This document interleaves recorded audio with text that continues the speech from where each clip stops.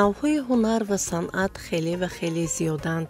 Санъати рассомӣ, ҳайкалтарошӣ, меъморӣ, санъати тасвирӣ, кино, театр, рақсу мусиқӣ, сарояндагӣ ва ғайра. Аз намудҳои санъат бори дигар аён мегардад, ки он тамоми паҳлӯҳои рӯзгор ва фаъолияти инсониро дар бар мегирад. аз ин рӯ имконияти санъат аз шаклҳои дигари фаъолияти инсон фарохтар аст. санъат бо шеваи махсуси худ гузаштаро ба имрӯз ва имрӯзро ба оянда пайваста орзуву омоли мардумро дар худ таҷассум месозад. бинандагони азиз, дар барномаи эҷоз мо мехоҳем дар бораи як нави санъати тасвирӣ, расм дар рӯи чарм бароятон қисса намоем. хуҷанди бостонӣ аз қадим мазраи ҳунархезу ҳунарпарвар буду ҳаст ва то ба имрӯз соҳибҳунаронаш анъанаҳои неки гузаштагонро идома бахшида дар рушди навъҳо ва жанрҳои санъати тасвирӣ саҳм мегиранд ва чун занҷираи миёни дирӯзу ояндаи миллат эҳтимом доранд, то ин пайванд ҷовидона побарҷо бимонад. дар яке аз маҳаллаҳои ин шаҳри бостонӣ оилаи ҳунармандон Шариповҳо чун тасвирнигорон машҳуранд. аҳли оила бо ин ҳунари аҷдодӣ машғуланд.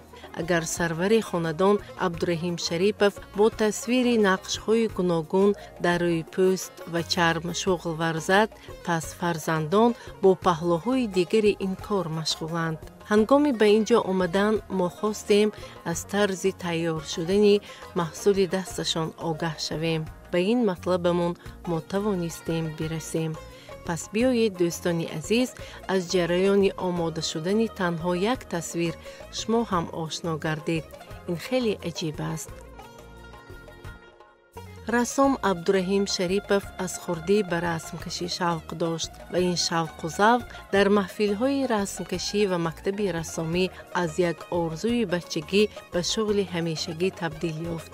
имрӯз наздик 50 сол мешавад, ки ӯ ҳаёти худро ба чунин тасвирҳои зебо бахшидааст.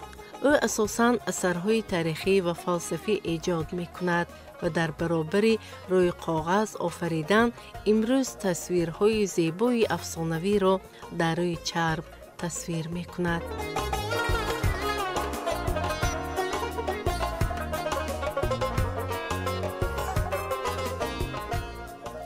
аз 2018 сар карда маҳсулотҳои армағонӣ сар мекарда гӯштем, барои он ки соли 2018 соли рушди сайёҳӣ ва ҳунарҳои мардумӣ буд.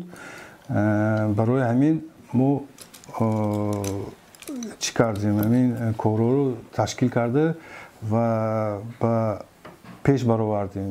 барои ҳамин чанд фестивалҳо шуд, фестивалҳои озмонаҳо иштирок мекунем. мо фаъолона ҳам дар ҳама чорабиниҳо, дар идои Наврӯз, идои Истиқлолият, ҳама чорабиниҳои мо бо оиламо фаъолона мегузаронем. мо ҳозир ҳамин корҳоро оилавӣ мекунем. бо ҳамин ҳунар мо дар чанд фестивалҳои Европа, Осиё иштирок карда Тоҷикистонро маъруфӣ карда истодем.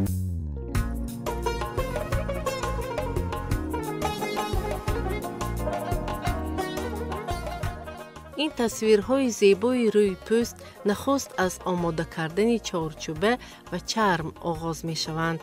маҳсулоти лозима барои ин амал ҳама табиӣ ҳастанд. чармро дар оби гарм аввал тар мекунанд, то ин ки мулоим шавад ва то омода шудани пӯст чорчӯбаро аз навдаҳо тайёр мекунанд.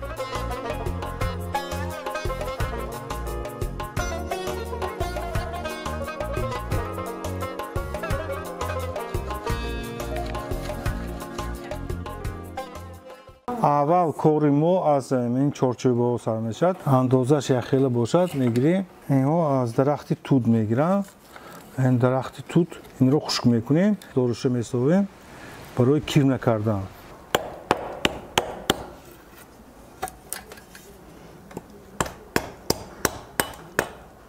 بوتاقهایش رو میگیریم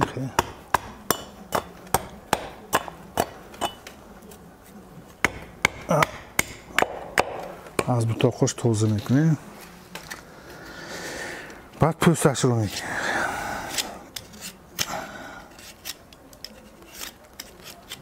محصولاتی که ما تیار میکنیم پورا محصولات طبیعی از آن تاجیکستان میباشد نهاده یک بسیار سود کندگی ما خوزه تازه کده اینا لک نکنیم اگه این میتازد کیر میکنند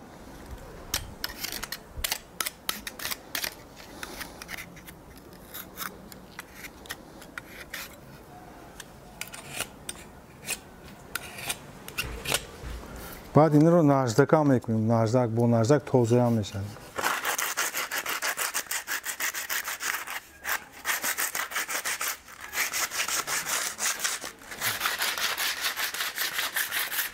این رو نادره هم خیلی تازه میکنیم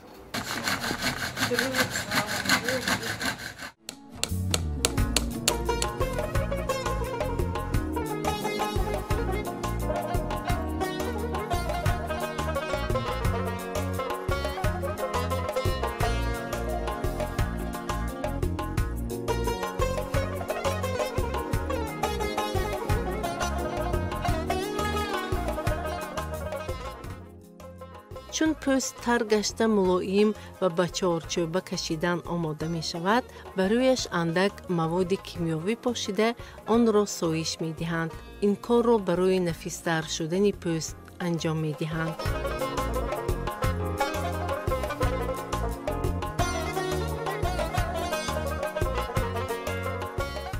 تیار کردن پوست چارچوبه ما پوست رو میخه میکشم اول سوراخ کرده تیار کرده اینه بعد خیلی ریشته میکشه پوست یک خصوصیتی دارد پوست اگر خشک شود ترنگ شود همین رامکاوران میشکنند توب میخورند برای همین رامکاور رو مستحکم ساختن نکن کلی کردن چارچوب رو سخت‌تر کردن نکن برای اینکه این به هوای گرم ترنگ میشد میکشد رامکاور بعد یا میشکند یا قرد میکند برای همون پوست رو تونو کردن نکن تیار کرده برای کشته نشکستنش خیلی چارچوبه رو بخواتر کردن نکن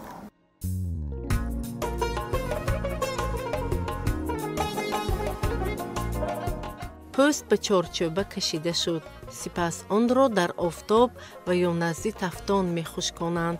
بعد خشک شدند که این روند 1 یا 2 روز را در بر می گیرد پوست به تصویر کشیدن آماده می شود. این کار را چون در ابتدا ذکر نمودیم عبدالرحیم خود انجام می دهد. او این نوبت در روی چرم یک مکان تاریخی را تصویر می کند.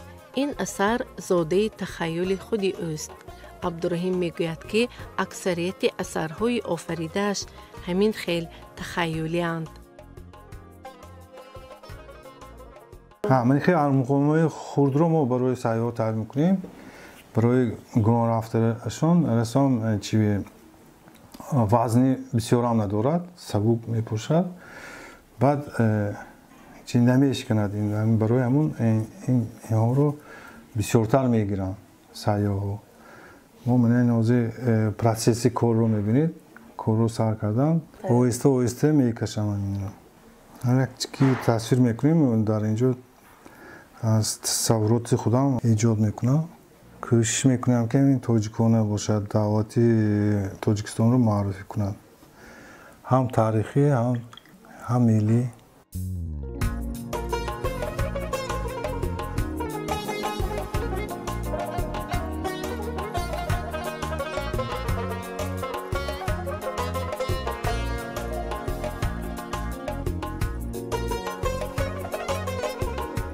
در روی چند با قلم کشته نمیشه برای همون مو قلم کدی کار میکنم اینجا رنگ رو تیار کرده بعد تصویر میکنم برای تصویر رنگ‌های اساسی بعضی میگه همین سفید، زرد، این رمزی افتاب، کبود رمزی آسمان، سبز، شکوفایی یا رنگ‌های بعضی باشد. برای همون بسیارتر همه خیلی رنگ‌ها که کار میکنم.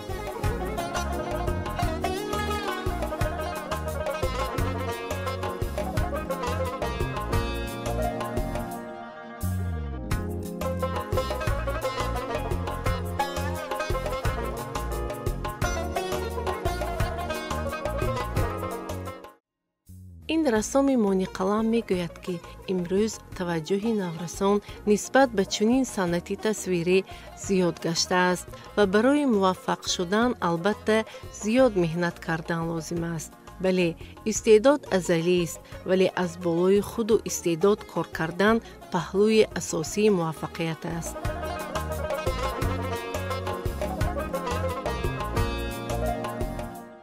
برای رسام شدن یک فایز استعداد، بعد 99% مهنت.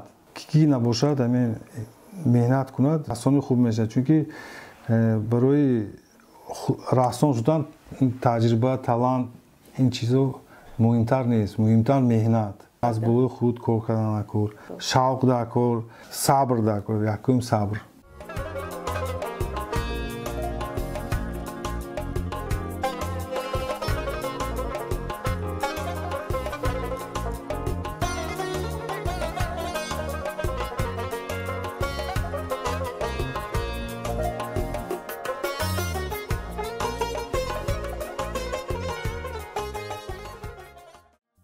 عبدالرحیم برای تصویر در روی چرم رنگ روغنین را استفاده می برد، چون که این نمود رنگ زود نمی رود و دیر خدمت می کند. اساساً کارهای او ارمغانی هستند و او شاد از آن است که سیاحان هنگام خریداری کردن همراه خود یک گوشه تاریخی و یا یک منظره زیبای دیارش را برای خاطره از تاجیکستان می برند که در این صورت کشور عزیزش به جهان معرفی می شود. یک مرحله کار شد، این حاضر چی میگن خشک شدنش در کار، قاق شدنش در کار. بعد از تمام خشک شدن این باز از رویش باز دوام کرده میشد، کار رو دوام داده میشد. اساسش همین.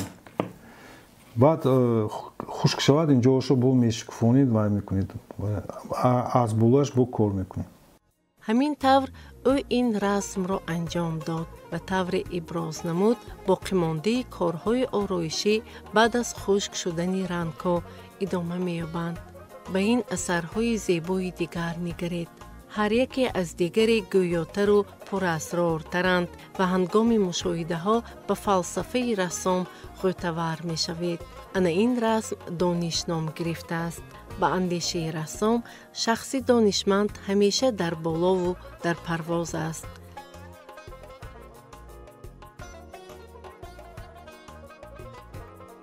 در این مصوره ها سیمای زیبای زنان تاجیک با لباس و آرایشات ملی آفریده شدند. رسام این بانوان را با تمام زیبایی و نفاست و شرم و آداب شرقیانه نشان داده است. در این اثر باشد گذریش عمر انسان را در یک فاصله وقت با نشان دادن ساعت ریگی انعکاس کرده است. اثرهای دیگر را خودش معرفی نمود. شاعر نام دارد این اثرم. اینجا فردوسی در دور جوانیش، اینجا قهرمانای شاهنامه را کشیدگی. این اثری من درباره تیمور ملیک کشیده شدگی. قهرمان خلق تاجیک تیمور ملیک، این چیزای عسکرای تیمور ملیک قلعه خوجند را آفریدگی. در وقتی قدیمی خوجند ما چخیل بودگی، همینو من آفریدگی. کبوتر این رمزی سول می باشد. این بعد از این سیاه اینجا چشمانی مغولا آماده ایستادن. این روشنی است. این کبوتر تیمور ملیک روشنی، دشمن تاریکی است.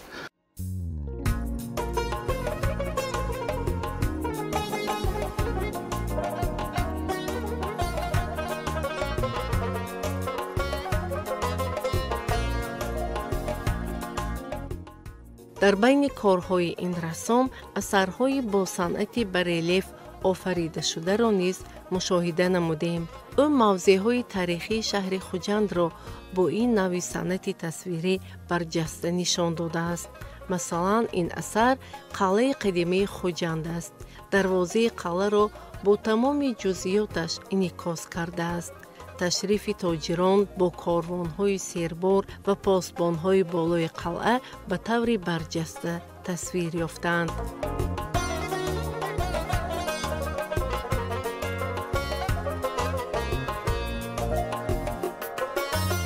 ин амали дигар бошад, ҳавлиҳои қадимаи мардуми Хуҷандро ифода мекунанд.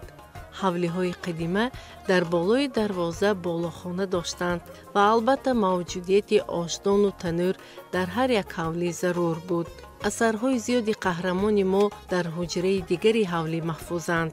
ҳар як асар мавзӯъҳои пурмазмуну рангинро фарогиранд, ки ҳар кадом бо услуби хоси офарандагӣ эҷод шудаанд. ба ҳар яки он муаллиф ҳастии худ, меҳру муҳаббати худро ҷой додааст.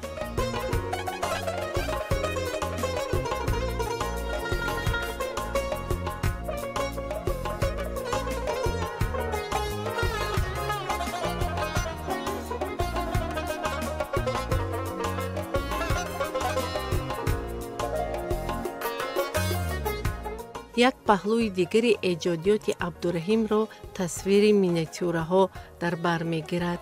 симои бузургони адабиёт, қаҳрамонҳои достонҳои машҳури халқи тоҷик, мавзӯъҳои озод ва амсоли онро бо услуби ба худ хос офаридааст.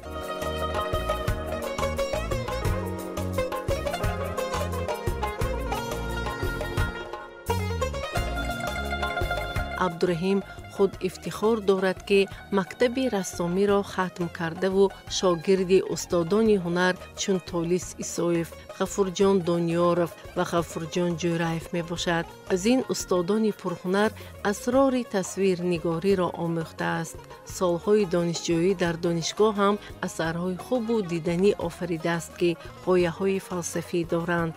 эҷози dastoни аҳли ин оила дар намоишу озмунҳои бонуфузи ҷумҳуриявиву берун аз он ширкат намуда сазовори диплому ифтихорномаҳо шуданд. дар ин хонаводаи аҳли ҳунар фазои эҷодӣ ба пуррагӣ эҳсос карда мешавад. инҷо сухан танҳо аз эҷоду офариниш меравад. ҳамарӯза як эҷоди нав, як тасвири тоза, як асари беназир тавлид мегардад. ҳамин тавр ҳар рӯзи ин оила ибтидову интиҳояш бо зебоӣ анҷом меёбад. Абдураҳим ва аҳли оилаи ӯ дар айни камолоти эҷодианд. орзуву нақшаҳои зиёдеро тарҳрезӣ менамоянд. бино ба гуфти сарвари оила, ният доранд, ки як гӯшаи худро дар маркази шаҳр дошта бошанду маҳсули эҷодашонро ба маърази тамошо гузоранд, то ҳамватанону меҳмонони хориҷӣ аз онҳо дидан намоянду аз таъриху маданияти халқи тоҷик бархурдор гашта ҷаҳони маънавии худро ғанӣ созанд. дӯстони азиз, ин сайри телевизионии мову шумо буд ба ин олами пурҳунар. он рӯз дур нест, ки аз офаридаҳои назаррабову нотакрори ин аҳли ҳунар дар як гӯшаи диёр шумораи зиёди дӯстдорони санъати тасвирӣ баҳраёб гарданд.